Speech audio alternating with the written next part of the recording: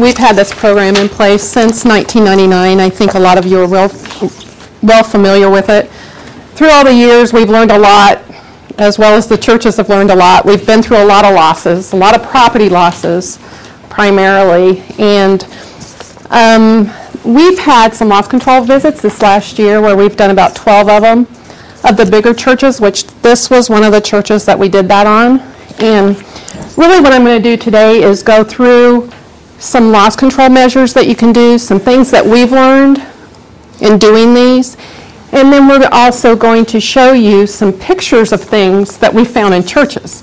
We're not going to name churches, but we are going to show you a slideshow of some actual pictures, and that way you can see what we talk about that could prevent a loss. And the first thing is certificates of insurance. And in me working with the churches as long as I have, this is a very lax area. And more of the churches need, and they are coming around, they really are, but you need to act as a business when it comes to contracting work out. Because a church will be sued just like a business will be sued. And just because it's a church is not going to keep a church from getting a lawsuit brought against it. So we put the very first topic that they find is the biggest area in a church is certificate management. And what that means is anytime you hire work, whether it be a roofer, a plumber, a restoration contractor, you want to make sure who's coming onto your premises has insurance for workers' comp, for general liability, for automobile liability because they can run over somebody in your parking lot or they can do damage to your structure with an auto. And you should have a contract in place. And that contract is what provides you indemnification. Like the contractor will indemnify you for anything if it's their fault. It's because everybody thinks getting a certificate of insurance is going to cost that person money. It does not. If they don't have insurance, they shouldn't be there to begin with. But if they have insurance, we issue probably out of our office probably at least 1,000 certificates a day. If we got a big renewal out, some renewals have 5,000 certificates on them. So it's nothing that we charge for. No costs go back to the client. It's just part of doing business. The next is ice and snow removal log. We see a lot happen with slip and falls, especially during this time of year.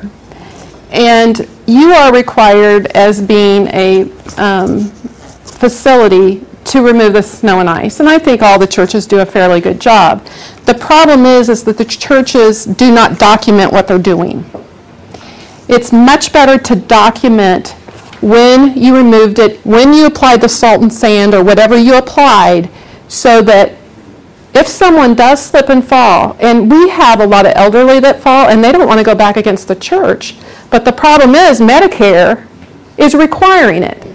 So if this could fight against Medicare being able to recover back against the church, in other words.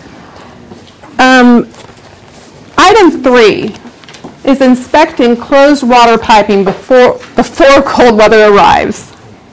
I think item number 3, we're a little bit late getting that out because we're in the dead of winter and we've already suffered some significant water claims. And so many times these things can be prevented by just reviewing your facility, and that not only includes your church but also your parsonages.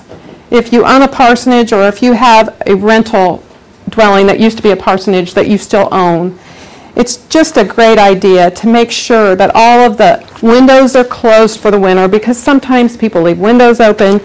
Also check, the water lines above the ceilings, in the closets, wherever they're at, to make sure that there's adequate heating supply to go in there. Because we had one clear down in southeast Kansas this year that came down 3 stories from a frozen water line. We've had a couple in the Kansas City, Kansas area that had water freezing in their lines. So it happens, and it happens regularly. And so many times those things can be preventable. Prevent water damage is item number 4 to buildings. check to make sure all your sump pumps are working. If you have sump pumps in your facilities, you want to make sure they're working properly. We probably one of the no, it wasn't the largest claim, but we did have a very large claim about 6 years ago with a sump pump that failed. And it was during one of those 5-inch rainstorms in an hour's time, and the water just kept coming in, and luckily we got restoration out there very quickly, but there's still a lot of damage that's done from water. And come to find out, what had happened with that is one of the sump pumps had been replaced with a smaller capacity sump pump. So there again, you want to make sure who you're hiring, what kind of materials they're putting in to make sure that it will take care of the facility. Item number 5 is inspect electrical and heating equipment periodically.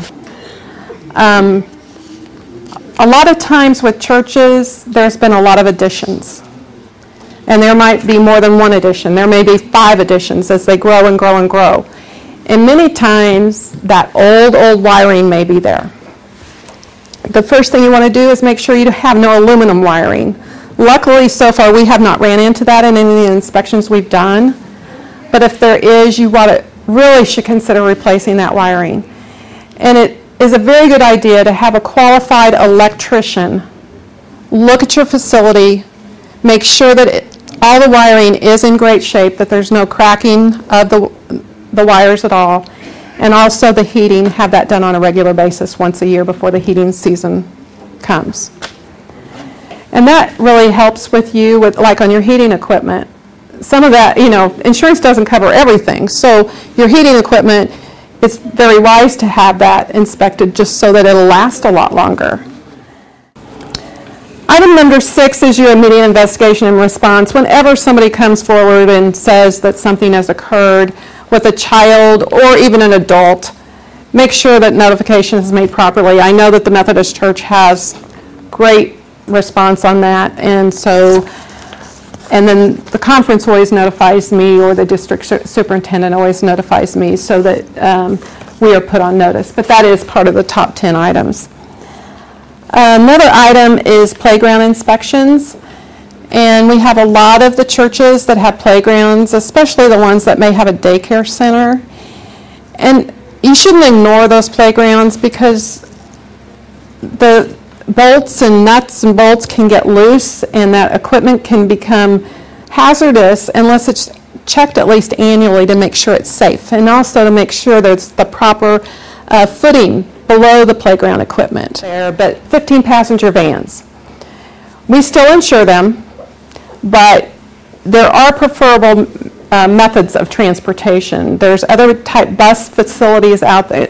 They manufacture dual-wheel buses that work much better than a 15-passenger van. But if you do have them, the best thing to do is to not overload them. Don't load anything on the roof, because they're top heavy. So load nothing on the roof, and preferably remove the rear seat so people aren't in the rear seat.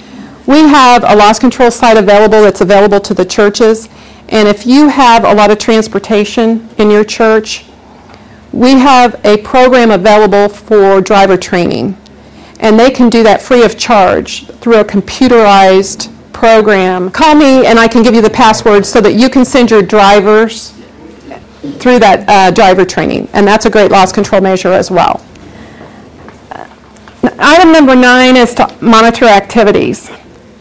And basically what this means is please stay within the guidelines of what is not hazardous to people. And that becomes very difficult sometimes when I get calls, well, we're going to have this carnival atmosphere and we want a bounce house. Blow up bounce house. Those are very, very hazardous. Personally, I had, and it was probably 15, 16 years ago, one of my clients had a bounce house and a child was killed. Severed spinal cord. That's why I'm so adamant, but insurance companies are also very adamant against them. And these, you rent them from these places, the people that are setting them up, they're hired people. I mean, they don't really know what they're doing. They say you can buy insurance from them because we can't cover them under that program. We'd have to buy special insurance out there, but a lot of the people that have them and are renting them out have insurance available for maybe $100. But you don't know what kind of insurance it is. You don't know how many people are on that policy, how many losses they have. You don't have a clue if you really have coverage or not, in other words. So really look at the activity before you do it. And we do have in the insurance booklets that come out to you, there are certain things that you do have to tell us about in order to have coverage. Like if you're going to have a concert where there's more than 500 people there.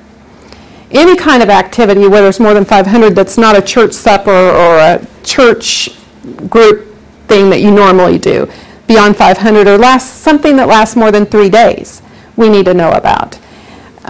Carnival rides, mechanical rides, we have to write special insurance for that. We have a special event app that we can provide to you if you do have an event that you want to do. We send that into Philadelphia. They'll either come back and say, okay, we'll do it for no charge, or we're going to charge this amount, or we won't do it at all. Like they will not do anything regarding fireworks. So that's the kind of things that you always need to be thinking about, and all the restrictions are in the insurance book as far as what you need prior notification on. Maintain parking areas and walkways, and this kind of goes hand in hand with the snow removal log. You want to make sure that all walking surfaces on the exterior as well as the interior is free of uneven surfaces, potholes, speed bumps. You have a lot of elderly people that come to churches, and it can only take a curb that's not marked properly for an elderly person to fall over. So it's very important that you really look at all the items and document as you go through.